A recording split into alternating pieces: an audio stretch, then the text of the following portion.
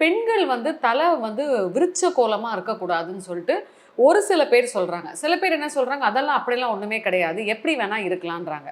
உங்களோட கருத்து என்னங்க? அதாவது பார்த்தீங்கன்னா, இந்த காலகட்டத்தில வந்து ட்ரெண்டிங்கா எல்லா விஷயமும் பயங்கரமா போயிட்டுருக்கு.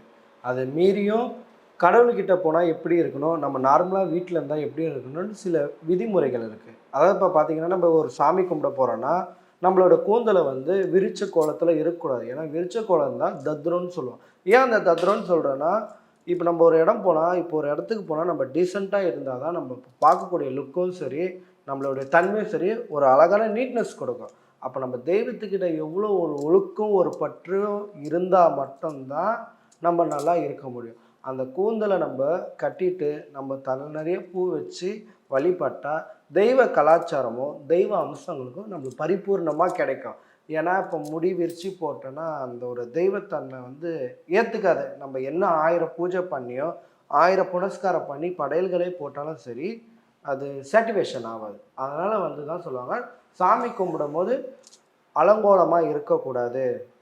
புரியுதுங்களா? தெய்வத்துக்கு எப்படி வழிமுறையா கும்பிடணுமோ, அதுக்கேத்தா மாரி கும்பிட்டா தான் தெய்வத்துக்கும் சந்தோஷம், சுத்திக்கிறவங்களுக்கும் நல்லா இருக்கும். இல்லன்னா, நீ எந்த ஒரு விஷயம் பண்ணாலும் சரி, எந்த ஒரு வேண்டுதல் வச்சு நீ அந்த மாரி இருந்தீங்கன்னா, கண்டிப்பா அது சாத்தியமாவது நடைபெறாது.